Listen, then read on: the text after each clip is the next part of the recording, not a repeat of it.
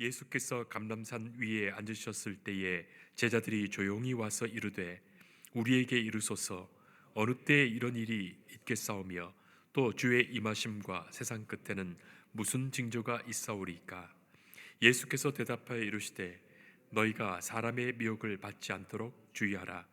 많은 사람이 내 이름으로 와서 이르되 나는 그리스도라 하여 많은 사람을 미혹하리라. 난리와 난리 소문을 듣겠으나 너희는 삼가 두려워하지 말라.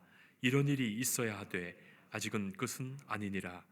민족이 민족을 나라가 나라를 대적하여 일어나겠고 곳곳에 기근과 지진이 있으리니 이 모든 것은 재난의 시작이니라. 그때 사람들이 너희를 환난에 넘겨주겠으며 너희를 죽이리니 너희가 내 이름 때문에 모든 민족에게 미움을 받으리라. 그때 많은 사람이 실족하게 되어 서로 잡아주고 서로 미워하겠으며 거짓 선지자가 많이 일어나 많은 사람을 미혹하겠으며 불법이 성함으로 많은 사람의 사랑이 식어지리라. 그러나 끝까지 견디는 자는 구원을 얻으리라. 이 천국 복음이 모든 민족에게 증언되기 위하여 온 세상에 전파되리니 그제야 끝이 오리라. 아멘. 기업에서 교육 컨설턴트로 그렇게 많이 컨설팅을 하고 있는 지윤정이라는 분이 쓴 책이 있습니다. 그 제목이 견디면 이긴다 라는 책이에요. 견디면 이긴다. 직장생활을 하면서 제대로 견디지 못하는 경우가 얼마나 많습니까? 그런 사람들을 위하여 여러 어려운 상황과 또 여러 복잡한 관계 속에서 이렇게 견딜 수 있다 하는 그런 노하우를 가르쳐주는 직장생활 고민 백과입니다.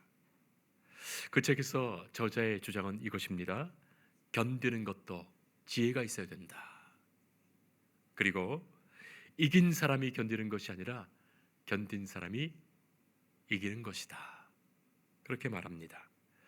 그렇죠. 요새 직장 구하기도 힘든데 직장 생활하다가 힘든 일로 그렇게 금방 때려치우는 경우도 많은데 어차피 다녀야 할 직장이라면 제대로 견디면서 지내도록 돕는 책이에요. 사실 한 직장에서 제대로 견디지 못하면 다른 직장에서도 견디기가 쉽지 않습니다. 직장 다니는 사람들이 읽어보면 무릎 탁 치고 그래도 큰 도움을 얻을 만한 책입니다. 제가 30대 중반에 경신고등학교, 경민대학 중고등학교에서 교목으로 그렇게 목회를 했었는데 한 번은 중학교 교장 선생님이 그렇게 정년 은퇴를 하시게 됩니다. 그래서 정년 은퇴식을 그렇게 학교에서 가졌는데 그때 그분 교장 선생님이 회고하시면서 하셨던 그 말씀을 제가 지금도 잊지 못합니다. 당신은 30여 년의 교직 생활을 한마디로 견뎠다고 표현하신 거예요. 견뎠다. 하루에도 몇 번이고 그만두고 싶은 마음이 몇 번이고 있었다는 거예요. 아이들도 너무나 말을 안 듣고 그리고 선생님들도 얼마나 그렇게 속상하게 하시는지 그래서 이제는 본인이 성자가 다 되었다 그런 말씀하셔서 웃기도 했지만 또 이런 말씀도 합니다.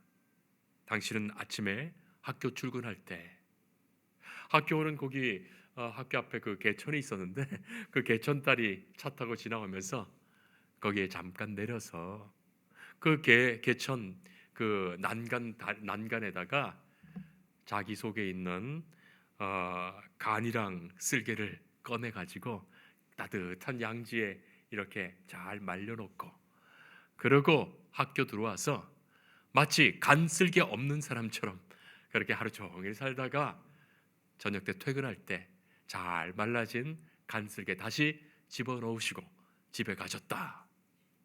그런 말씀하셔서 들으니까 한편으로는 참 비참하기도 하고 또 다른 한편으로 생각해 보니까 눈물 나는 인간 승리다 싶기도 합니다. 그런데 성도 여러분, 그때나 지금이나 저는 제게 드는 생각이 있어요. 왜 이 교장 선생님은 그 직장을 다니면서 즐거운 마음, 기쁜 마음, 행복한 마음으로 다니지 못하셨을까? 그런 생각을 하게 됩니다. 왜냐하면 그 학교를 일평생 교직 생활을 하시면서도 너무나도 행복하고 감사하다 생각하시며 다니신 선생님들을 저는 여럿 보았기 때문이에요. 똑같은 상황과 어려움을 어떤 마음과 어떤 눈으로 보느냐에 따라서 확연히 다른 겁니다. 성도 여러분, 물론 세상에서 견딘다는 말이 얼마나 어려운 말입니까? 아마도 현대인들에게 가장 어려운 처세술 중에 하나가 견딘다는 것일 거예요. 조급하고 성급하고 참을성 없고 인내하지 못하는 현대인들 아닙니까? 젊은이들은 더한 거예요. 간혹 버스나 지하철을 타다 보면 모두가 스마트폰을 꺼내서 뭔가를 열심히 하고 있습니다. 그렇죠. 사실 무료하죠. 옛날처럼 버스나 지하철 자체를 타는 것을 즐기는 사람은 아무도 없습니다. 그 순간을 시간을 아무것도 하지 않으면서 견디기가 어려운 거죠. 스마트폰을 열심히 하면서 이렇게 넘기기도 하고 뭔가를 하는데, 그러다가 스마트폰이 조금 속도가 늦어지면 너무나 답답해하는 거예요. 속도는 마음의 급함을 부추기고 현대인들은 조용히 잠잠히 견디는 것을 점점 더 어려워합니다. 성도 여러분, 그런데 견디기는 견디는데 언제까지 견뎌야 될까요? 잠깐 조금 견뎌라 한다면 그래도 견딜 수 있을 것 같은데, 여러분, 오늘의 설교 제목이 끝까지 견디는 자예요. 자, 그러니 이 설교 제목조차도 성도들에게 얼마나 부담스러울까요? 끝까지 견디라니 여간 부담스러운 것이 아닙니다.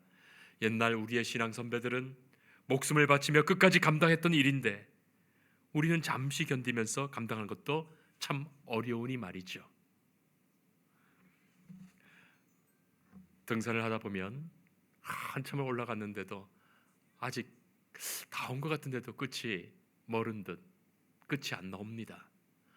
그때 이렇게 즐겁게 내려오시는 하산하시는 분을 보면서 선생님, 정상이 얼마나 남았습니까? 그렇게 묻게 되면 금방입니다.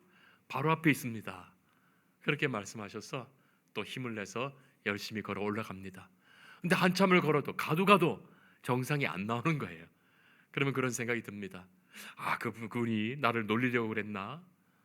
원망스러운 마음도 들죠. 그러나 정상에 이르게 되면 그래도 잘 올라왔다. 그래도 그분이 잠깐이면 된다, 금방이면 된다고 말해서 그래도 용기를 가지고 올라왔으니 다행이다 싶어집니다. 그리고 저도 내려가면서 누군가 물어보면 똑같이 금방이라고, 조금만 더 가면 되니까 힘내시라, 그렇게 말씀드리곤 합니다.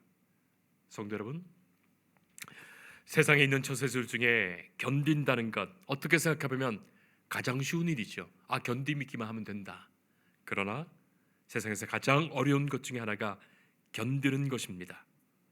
오늘 우리는 예수님의 말씀을 듣지요.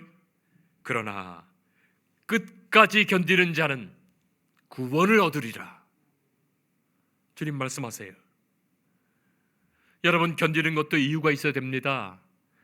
부질없는 일, 쓸데없는 일에 견디고 있는 것이라면 그것 자체가 미련하지요. 고역입니다. 고통입니다. 좌절이죠. 오늘 주님께서 우리에게 주신 말씀은 직장생활 끝까지 잘 견디라는 말씀도 아니고, 견디다 보면 낙이 온다, 그런 말씀도 아니고, 무작정 견뎌내라, 그런 말씀도 아닙니다. 예수님께서는 우리의 믿음의 사람들에게 무엇을 견뎌야 될지, 어떻게 견뎌야 될지, 그 견딤에 대한 깊은 영적 가르침을 주시는 거예요. 미국의 저명한 컬럼니스트인 윌리엄 파워스라는 분이 쓴 책이 있습니다. 뉴욕타임즈와 아마존에서 베스트셀러 작가이기도 합니다.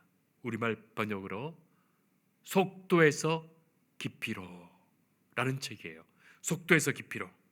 현대인들이 얼마나 바쁜지요. 입으로도 바쁘다, 바빠, 너무 바쁘다, 바쁘다를 입으로 얼마나 많이 쉴 틈 없이 말하는지요. 그리고 습관적으로 손으로도 스마트폰을 만지작거리면서 정말 바쁩니다. 마치 바쁘지 않으면 현대인이 아닌 것처럼 말입니다. 저도 그런 경우가 있어요. 성도님들이 가끔 제게 전화하실 때 먼저 인사하시는 말씀이 목사님 많이 바쁘시죠? 그렇게 물으십니다. 그 말에 저는 전혀 바쁘지 않습니다. 그렇게 말하면 또 게으르고 한가한 사람처럼 보일 것 같아서 네, 조금 바쁘지만 괜찮습니다. 그렇게 말씀드립니다. 저자는 말하죠. 현대인들이 너무나 중요한 것을 잃어버렸다. 바로 시간을 두고 천천히 오래고 느끼며 생각하고 본질에 이르는 그 방법을 잃어버렸다는 거예요. 그런 이것을 깊이라고 표현합니다. 깊이를 잃어버렸다. 속도가 아니라 깊이다 라고 말하죠. 사실 속도라는 것은 가치 중립적인 단어입니다. 속도 자체를 무조건 폄하해서는 안 되겠죠. 100m 달리기를 하는 사람에게 0.01초가 얼마나 중요합니까? 빨라야 합니다. 또 현대인들에게 속도란 너무나도 중요한 말이죠. 경제적 가치가 그 속도에서 나오기 때문이에요. 빠르지 않으면 답답하고 빠르지 않으면 뒤처진 것 같습니다. 자, 그런데 성도 여러분, 그 빠른 속도 때문에 우리가 너무나도 소중한 것을 잃어버리는 것이 있다면 어떻겠습니까? 빠르게 바쁘게만 살아왔는데 뭐 하면서 세월 다 보냈는지, 그 빠름이 깊이를 경험하지 못했기 때문입니다. 만약에 속도가 인간됨을 잃어버리게 했다면, 만약에 속도가 하나님의 자녀됨을 잃어버리게 했다면, 만약에 속도가 이 사건 속에서 말씀하시고 있는 하나님의 뜻을 놓쳐버리게 했다면,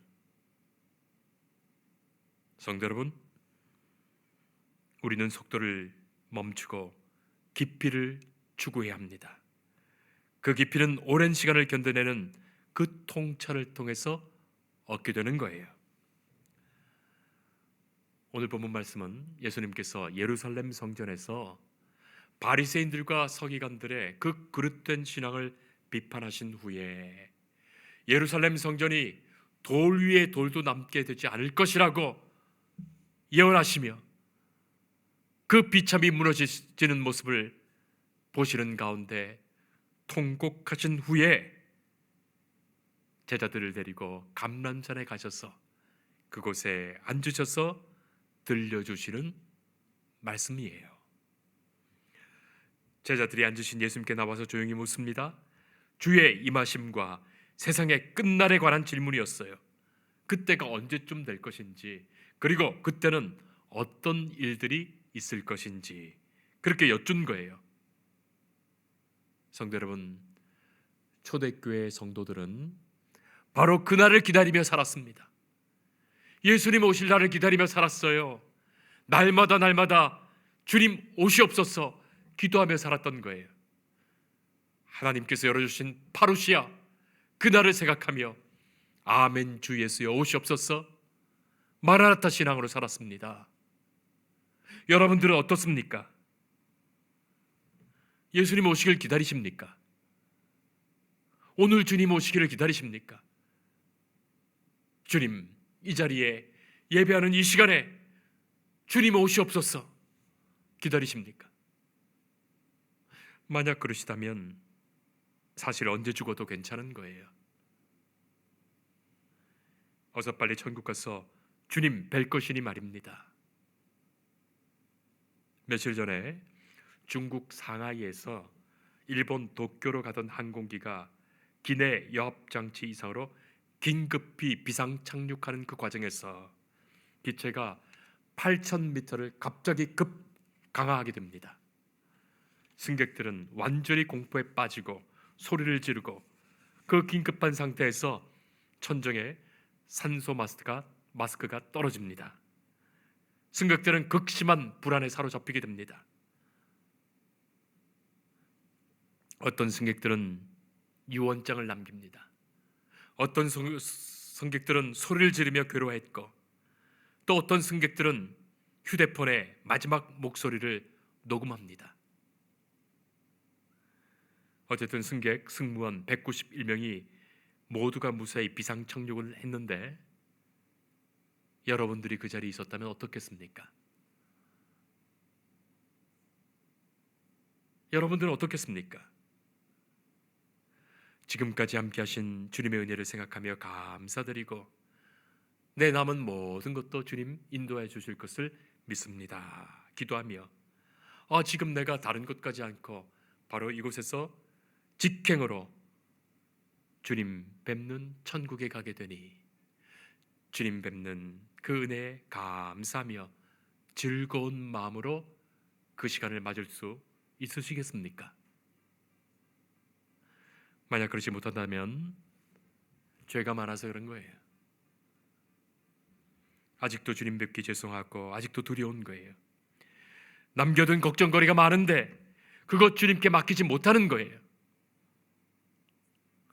자신의 어두움 때문입니다. 성도 여러분, 그것도 우리가 기도해야 할 제목이에요. 주님 오심을 소망하며 살게 하옵소서. 주님 오시기를 간절히 바라게 하옵소서. 주님 우리를 정결케 하시는 은혜 가운데 지켜주셔서 주님을 가장 귀한 마음으로 맞게 하옵소서. 우리의 기도여야 합니다. 자, 예수님 말씀하시죠. 그때는 사람들의 미혹이 있을 것이다. 여기저기에서 많은 사람들이 자기가 그리스도라고 말하면서 너희들을 미혹하게 할 것이다. 그런 일이 너무나 많죠. 지금 또한 난리와 난리 소문을 듣게 될 것이다. 민족이 민족을, 나라가 나라를 대적하여 일어나고 곳곳에 기근과 지진이 있을 것이다.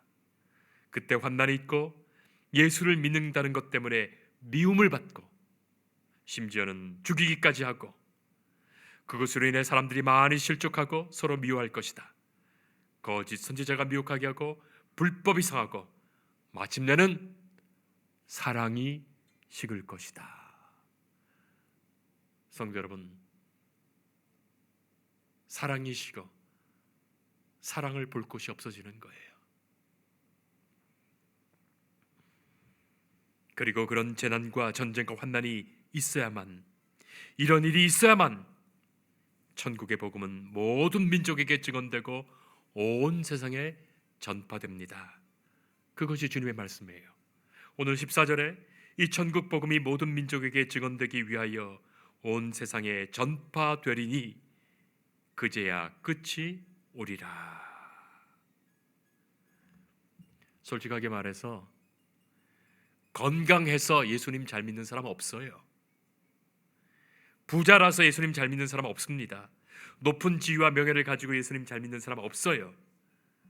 인간은 자기가 무엇을 가지게 되면, 무엇을 누리게 되면, 어느 위치에 오르게 되면 예수님마저도 필요 없다 생각하는 거예요. 예수님이 왜 필요합니까? 나 혼자서도 잘하는데. 그래서 신앙을 무슨 교양 수업 정도로 생각하거나 예배를 드려도 내가 드려준다 생각하는 거예요. 성도 여러분, 병들어서 예수님 알게 되었다면, 재산 잃고서 예수님 알게 되었다면, 지위와 명예 다 잃고서 예수님 만나게 되었다면 병든 것이 축복이요, 재산 잃은 것이 은혜며 지위와 명예를 잃은 것이 감사인 거예요. 영원한 생명의 주님을 도대체 어디서 만난단 말입니까? 그런 거 다 잃어도 영생 얻는 것이 100번 나은 거예요. 저는 가끔 성도님들이 목사님 기도해 주세요. 이런 것 이루어지도록 기도해 주세요. 그렇게 기도 부탁할 때 될 한편 마음속에 겁이 나기도 합니다. 왜냐하면 하나님께서 그것 들어주시면 저 사람 교회 안 나올 것 같은데, 그런 생각이 들기 때문이에요. 차라리 들어주지 않으셔서 더 기도하게 되고 더 정성껏 하나님께 기도하게 예배드리게 된다면 그것이 복된 것 아니겠습니까? 이런 어려움 저런 어려움 다 피하게 해주셔서, 이런 힘든 일 저런 힘든 일 다 해결해 주셔서 평안하기를 부탁하지만 제 마음 한편에는 꼭 그렇게 될 것은 아닌데 싶은 생각이 있어요. 성도 여러분, 어떤 재난이 있더라도, 어떤 환난 속에도, 어떤 미혹과 미움과 비난과 어려움 속에서도 오히려 평안할 수 있는 것, 평안의 마음을 갖게 되는 것, 그것이 진정한 믿음 아니겠습니까? 주님이 함께 하심에 증거됩니다. 성령께서 인도하심에 표적되는 거예요. 주님은 말씀하시죠. 끝까지 견디는 자는 구원을 얻으리라. 지진 환난에도 두려워하지 않고, 마음이 고요하며 미움을 받아도 미워하지 않고, 욕을 들어도 그를 욕하지 않고, 믿음이 있어 소망이 있어 사랑이 있어 하나님의 백성 주의 자녀로 살아가는 거예요. 흔들리지 않는 믿음, 끝까지 견고한 것, 바로 그가 구원을 얻으리라. 끝까지 견디라 하시는 우리 주님께서 끝까지 견디도록 함께 하시는 거예요. 끝까지 견디도록 지켜주신다는 약속되는 거예요. 사랑하는 성도 여러분, 예수님이 말씀하시는 견딤은 세 가지의 견딤입니다. 첫째는 소망 있는 견딤이에요. 예수 그리스도 오시옵소서, 주님을 소망하는 견딤입니다. 그래서 이 견딤은 믿음의 사건됩니다. 아무것도 소망치 못하고 그저 견디는 것, 그것도 아니죠. 마냥 죽치고 기다리는 것, 그것 아닙니다. 소망하기 때문에 기다리는 거예요. 기다리면서 흔들리지 않습니다. 예수님이 말씀하시는 견딤은 두 번째로 복음 전파를 위한 견딤이에요. 믿는 자들의 견딤으로 인하여 환난과 핍박과 미움과 재난 속에서도 그 믿음이 증거됩니다. 성령께서 함께 하심이 증거되는 거예요. 예수님을 모르는 사람, 믿지 않는 사람들이 성도를 통하여, 그 견디는 모습을 통하여 그 모습에 용기를 얻고 함께 견딜 수 있고, 믿지 않는 자들이 복음을 받아들이게 됩니다. 예수님이 말씀하시는 견딤은 세 번째로 하나님 나라를 이루는 견딤입니다. 성도들이 견디는 것을 통하여 하나님의 나라가 이 땅에 임하시는 거예요. 예수님은 승리자들을 구원하시며 마지막까지 충성을 다한 주의 백성들을 위로하시고 그들에게 상을 더하십니다. 주님의 그 부활의 영광에 우리들도 참여하게 하십니다. 견디는 자는 구원을 얻을 것입니다. 아니, 구원을 얻은 성도는 틀림없이 견딜 것입니다.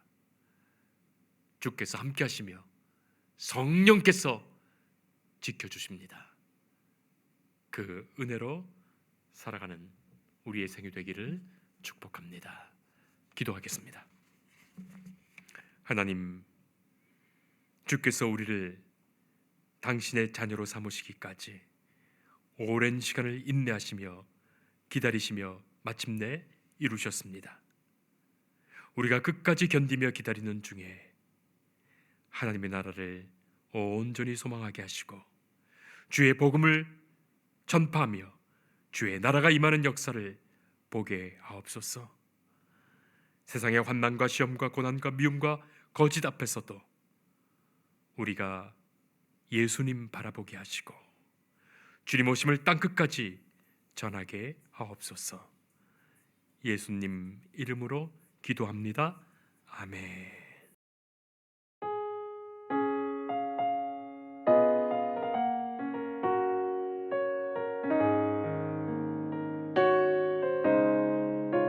주 예수 내가 알기 전 날 먼저 사랑